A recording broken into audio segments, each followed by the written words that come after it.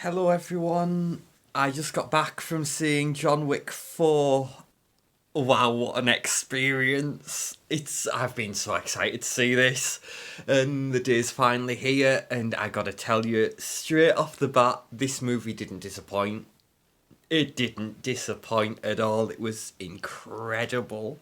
So basically, picking up where we left off in John Wick 3, Wick's basically declared war on the High Table. Yeah, so it's basically, things reaching boiling point. Enough's enough. We're gonna end this once and for all. And of course, all this time, the contract is still out on him, and it's going up all the time. So there's more and more interesting parties to contend with, and just the stakes are, raised again and again. But obviously, we've got a new player in the game now, the Marquis de Gramont, played by it's Bill Skarsgård, isn't it? It's Bill Skarsgård. Yeah, he plays the Marquis de Gramont. So he's basically the new head of the High Table, and he's being given, all the resources he needs to basically end the John Wick situation. So, what's going to ultimately happen is established in the trailer, there's going to be a duel. That's how it's going to end once and for all. That is, of course, if John Wick can survive till the time of the duel with the contract that's still out on him. So, you've got this, yes, we'll have the duel at sunrise, but can you make it to sunrise? That's going to be easier said than done. But there's a lot of really interesting stuff in this film. Of course, Keanu Reeves again putting his heart and soul into it. Chad Stahelski, man, what a great eye that this guy has as a director, and his team at 8711, 87 North, what they've been able to create throughout these four movies, and what they, really, they've consistently delivered this really cool world, and these really wonderful, colourful, and memorable characters.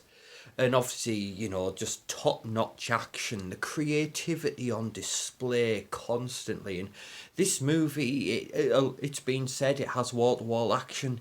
It has wall to wall action, and it's absolutely phenomenal.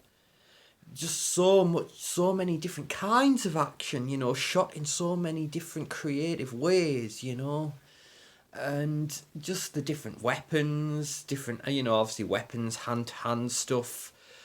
It's great. It's phenomenal. And again, just wonderful characters in this. Obviously, we've got Donnie Yen in here at long last. We've got Hiroyuki Sanada.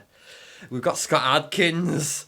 We've got Clancy Brown. What a presence he is in this movie. And again, our recurring characters, Ian McShane and Lawrence Fishburne, just wonderful as always. And honestly, it really is, this is a prime example. You look across the four films, this is what happens when you have people working on something that they are passionate about, what they genuinely love doing. It's made with so much care, so much attention to detail, and so much love. And you can't help but just be amazed and just be in awe of what you're witnessing on screen. It's phenomenal, and getting to see it opening day in the theatre, what an experience. And again, one other thing that's obviously beautifully shot, and the different locations, obviously New York, and then we go to Japan, we go to Berlin, we go to Paris. So it has a real globe-trotting element to it, which is great.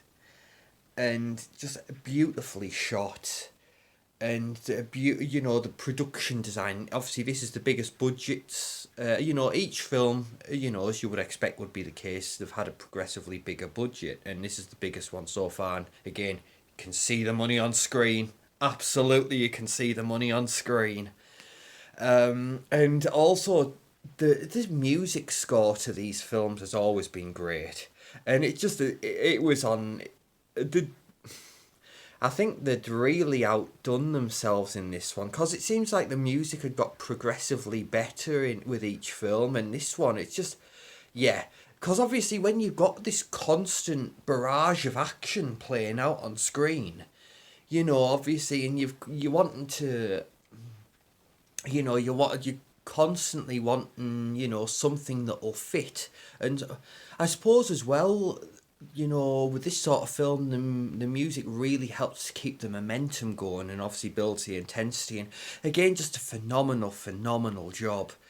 Just everyone involved in this was just on their A game.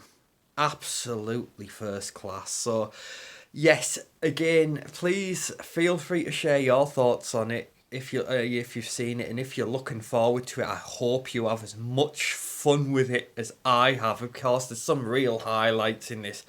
Getting to see Donnie Yen and Hiroyuki Sanada go face to face, that was a real highlight. And Scott Adkins, man, he does great in this. It's a bit of a scene stealer, or show stealing performance when he comes on screen. He does great. But again, just absolutely brilliant.